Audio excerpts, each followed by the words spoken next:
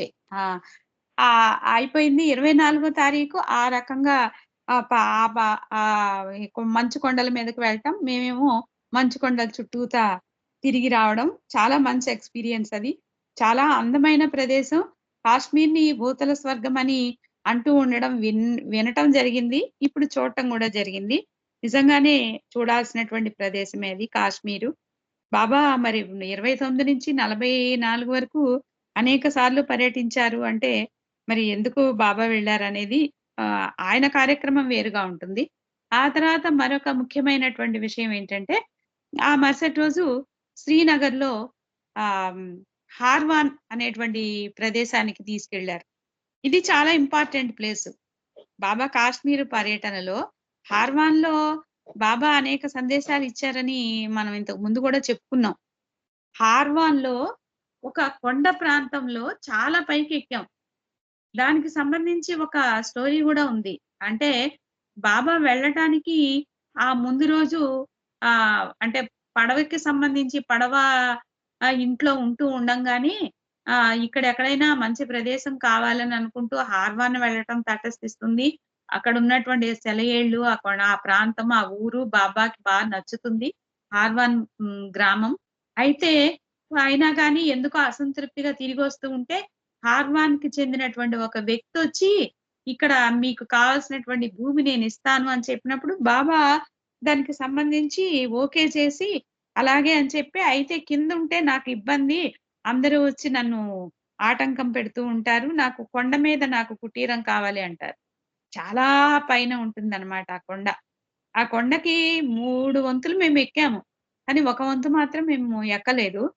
ఎక్కడి వరకు ఎక్కామంటే బాబాయ్ ఎక్కడైతే సందేశాలిచ్చారో, ఎక్కడైతే మండలి వాళ్ళు బ్రేక్‌ఫాస్ట్ చేశారో, ఆ ప్రదేశానికి వెళ్ళడం.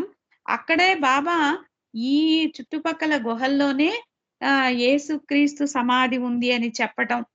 ఆ ప్రాంతం వరకు మేము వెళ్ళాం. ఆ తర్వాత ఇంకా కొండపైకి గూడా కొంతమంది మాత్రమే వెళ్లారు. అందరం నేనైతే వెళ్ళలేదు. అప్పటికే చాలా పైకి వెళ్ళడం వల్ల ఇంకా వెళ్ళటం ఇబ్బంది పడుతుంది. దిగటం అయితే ఈజీ ఎలాగోలా. అంటే దిగటం గూడా అది మెట్లు సాంతం మెట్లు లాగాను ఉండదు. అక్కడక్కడక్కడ అలా పట్టుకొని ఎక్కడం అన్నమాట. చాలా మెట్ల మార్గము కొంచెం ఉంటుందంతే. అయితే ఇప్పుడది హిస్టారికల్‌గా బౌద్ధిజం వాళ్ళ యొక్క హిస్టారికల్ ప్లేస్‌లో ఉంది. ఈ హార్వాన్‌లో ఈ బాబా ఉన్నటువంటి స్వయంగా బాబా సందేశాలిచ్చినటువంటి ఆ ప్రదేశం. అక్కడ హార్వాన్‌లో ఆ ప్రదేశంలో ఆ కొండ మీదే ఉండేవాళ్ళు బాబా. మండలి వాళ్ళలో కొంతమంది కాపలా ఉంచటం అనేది జరుగుతుంది రాత్రిపూట. ఎందుకంటే ఇప్పుడున్నట్టుగా లేదు ఆ ప్రాంతం అప్పుడు. ఆ కొండల్లో నుంచి చుట్టుపక్కల్లో నుంచి పులులు, సింహాలు, ఆ క్రూర మృగాలు అవన్నీ గూడా వస్తూ ఉండేవట. నేను ఉండలేను బాబా అని కూడా అంటారు. బాబా మండలి సభ్యులు ఒకాయన. అది గూడా మనం మరొక వారం గానీ, వీలుంటే ఈ వారం గానీ చెప్పుకుందాం. ఇప్పుడు టైం అయిపోయింది కాబట్టి. ఇప్పుడు ముగించేస్తాను. తర్వాత మళ్ళీ నెక్స్ట్ వీకు ఈ కాశ్మీర్‌కి సంబంధించి బాబా ఇచ్చినటువంటి ఆ సందేశాల్ని అంటే మొత్తం ఏ టు జెడ్ ఎక్కడెక్కడ ఏం జరిగింది అనే విషయాలన్నిటిని గూడా మనం చెప్పుకుందాము.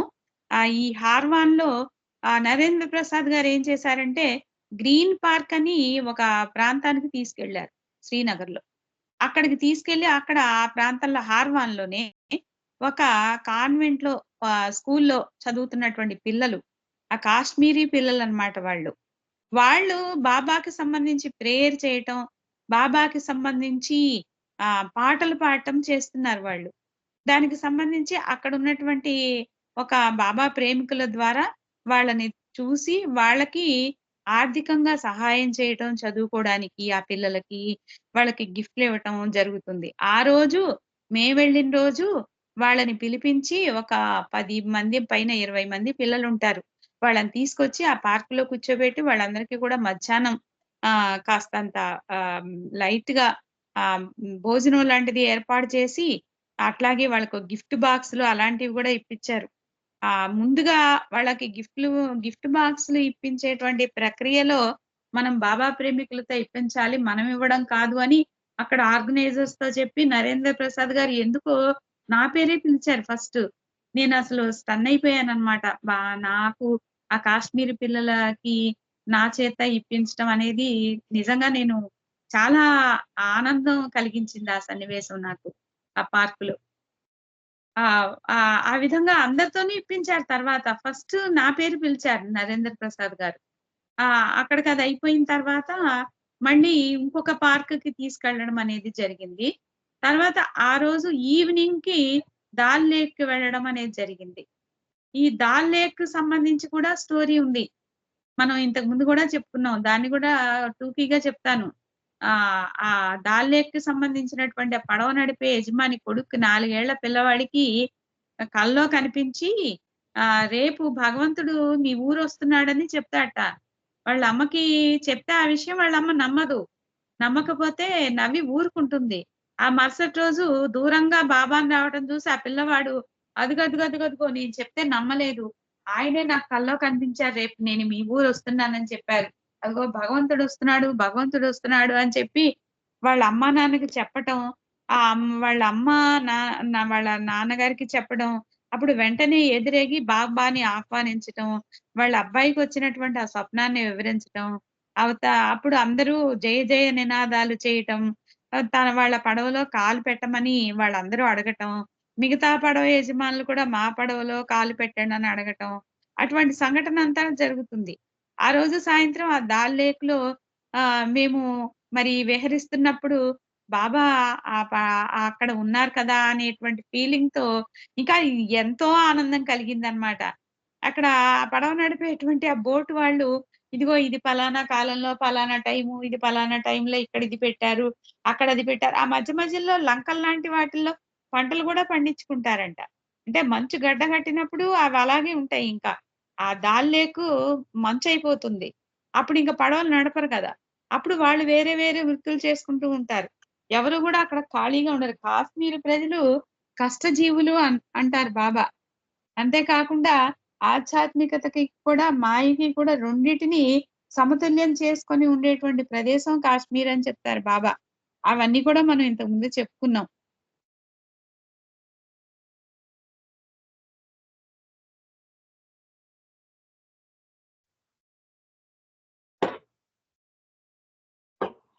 తర్వాత 26 తారీఖున ఆహ్, మేము మళ్ళీ బయలుదేరి జమ్మూకి రావడం అనేది జరుగుతుంది. శ్రీనగర్‌లో అయిపోయిన తర్వాత. ఆహ్, హ్మ్. జమ్మూకొచ్చిన తర్వాత దీనికంటే ముందు ఒక ముఖ్యమైనటువంటి సంఘటన జరిగింది. మణిగ్రామ్ అనేటువంటి ప్రాంతంలో 6వ చైతన్య భూమికలో ఉన్న మస్తుని బాబా కలిసారు. ఆ మస్తు ఎక్కడ ఉన్నాడు అనేది లోపలికెక్కడికో ఆ గ్రామం వెతుక్కుంటూ తీసుకెళ్లారు. అక్కడంతా కూడా ఆర్మీ వాళ్ళు పహారా కాస్తున్నారు.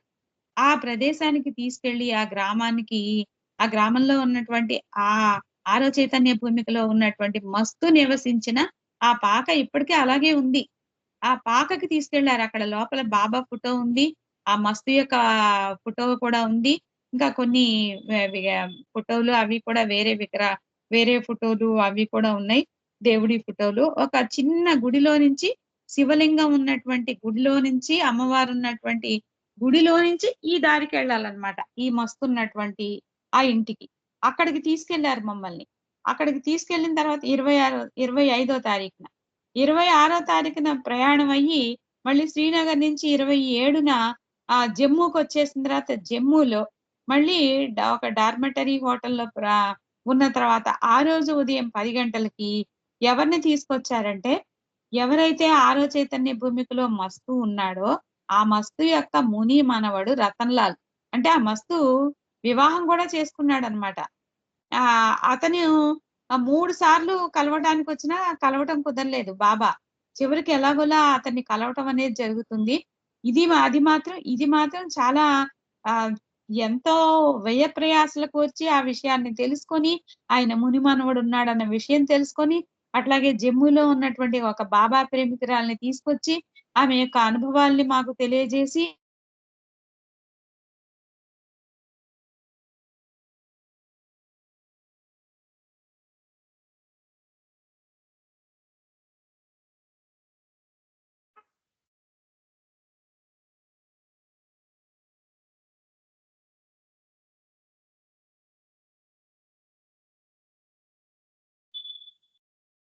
శివబక్క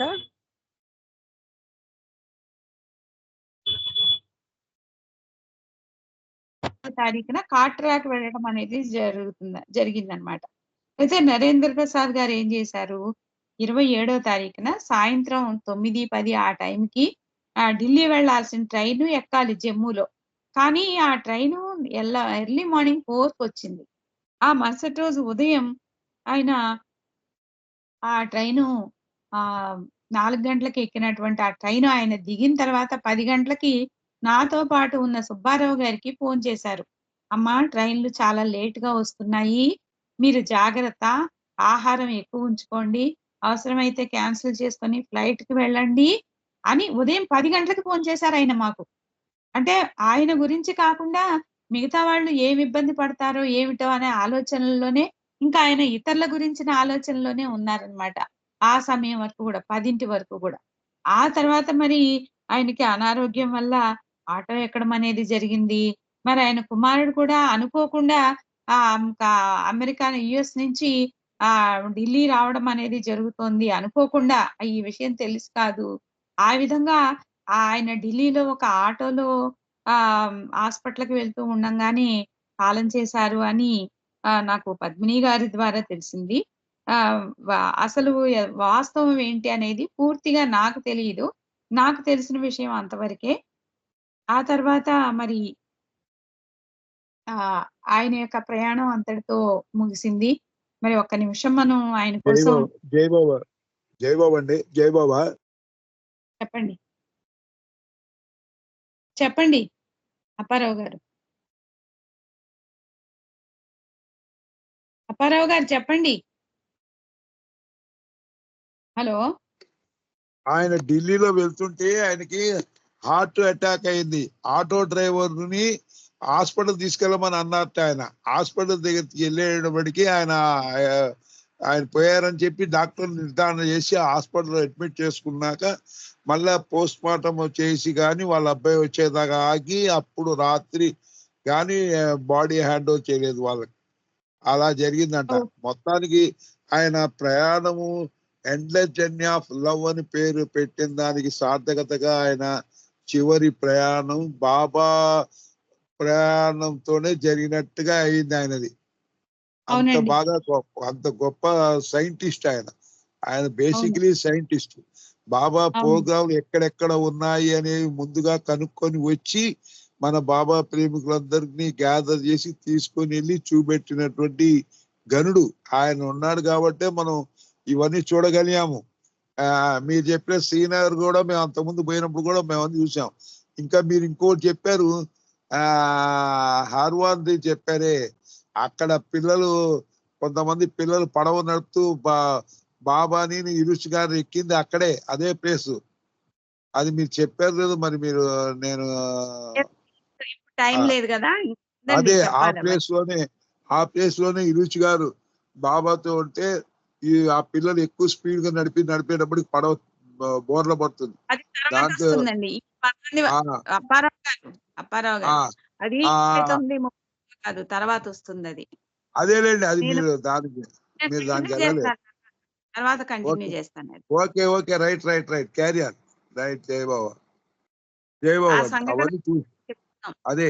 మేము చూసిన తర్వాత బాబా మీరెళ్లారు కాబట్టి మేము ముందు చూసాం కాబట్టి బాబా చెప్తున్నా. ఓకే. కాశ్మీర్ జై పర్యటన బాబా. వరకు రైట్. చెప్పుకుంటూనే తర్వాత ఉందాం. మాట్లాడొచ్చు. తర్వాత చూద్దాంలెండి. ధారావాహిక జై బాబా. జై బాబా. అందరికీ జై బాబా అండి. టైం అయింది. బాగా చెప్పారండి సత్యవతి గారు. జై బాబా. జై బాబా అండి. అందరికీ జై మెహర్ బాబా. మనము గత కొన్ని వారాల నుంచి కాశ్మీర్ పర్యటన గురించి చెప్పుకుంటూనే ఉన్నాము. ఈ మధ్య కాలంలో కాశ్మీర్ పర్యటన జరిగినప్పుడు అక్క కూడా వెళ్ళారు. చాలా మంది మన బాబా ప్రేమికులు వెళ్ళారు. దాంట్లో ఎండ్‌లెస్ జర్నీ ఆఫ్ లవ్‌లో మా లాగా నరేంద్ర ప్రసాద్ గారి గురించి చాలా దగ్గరగా ఉండి చూశానని, తర్వాత తను ఫస్టును, లాస్టు అదే అని చెప్పారు. బాబా వారు బస్సులోనే వెళ్లారని 1929లో అప్పుడు జూలై జూలైలో జూలై, ఆగస్ట్‌లో వెళ్లారని. అప్పుడు చిన్న వయసు కాబట్టి బాబా బస్సులో వెళ్లారు. ఇప్పుడు మనము ఫ్లైట్‌లో వెళ్ళి వస్తున్నాము. జై బాబా చాలా చక్కగా జరిగిందని చెప్పారు. తర్వాత దుర్గాప్రసాద్ గారితో తన అనుబంధం గురించి చెప్పారు. తర్వాత అక్కడ జమ్మూలో జరిగిన పెహల్గాం నుంచి అక్కడ ప్రయాణము, తర్వాత అమర్నాథ్ అక్కడిక్కడ తీసుకెళ్లారని మళ్ళీ కొన్ని పర్వతాలు అక్కడ చూపించారని, ఆర్వన్ గురించి మనం గత కొన్ని వారాల ముందేమో చిన్న అబ్బాయికి కల్లో కనపడిచ్చారని వాళ్ళ తల్లికి చెప్తే ఆమె నవ్విందని, తర్వాత అది నిజమైందని చెప్పి అక్క చెప్పుకొచ్చారు. తర్వాత కొండల నుంచి మళ్ళీ డాలెట్లో పడవ ప్రయాణం గురించి అక్క చాలా చక్కగా అన్ని విషయాలు మమ్మల్ని అందరి ఒక్కసారి కాశ్మీర్కి తీసుకెళ్లి అక్కడంతా చూయించి వచ్చినట్లుగా మేము అనుభూతి చెందామక్క. మీకు హృదయపూర్వక జయబాబాలు. తర్వాత వాళ్ళ ఆరోగ్యంలో ఉన్న మణిగ్రామ్ గ్రామంలో ఉన్న ఆరోగ్యంలో ఉన్న మస్తు గారి గురించి కూడా అక్కడ చాలా పెద్దగా వెళ్ళినా కూడా అతని మనవడు హోటల్ ఏదో కలిశారని చెప్పారు. ఏదో హోటల్లో చాలా మంచి అనుభూతి కలిగిందని చెప్పారు. జయబాబా అక్క చాలా మంచి విషయాలు చెప్పుకుంటూ వచ్చారు. వచ్చే వారము తర్వాత అది కంటిన్యూ చేస్తారు అక్క. మనమందరూ విందాము. ఇంకా చాలా విశేషాలు ఉన్నట్టున్నాయి. జయబాబా అక్క మా అందరినీ ఒక్కసారి అక్కడ తీసుకొచ్చారు. మీకు హృదయపూర్వక జయబాబాలు తెలుపుకుంటున్నాను. జయబాబా. ఇప్పుడు మనం మళ్ళీ సంకీర్తనలోకి వెళ్తాము. జయబాబా అండి. శర్మ గారు జయబాబా మీరు సంకీర్తించు. जय मेहर बाबा। अवतार मेहर बाबा की जय। अवतार मेहर बाबा की जय। अवतार मेहर बाबा की जय।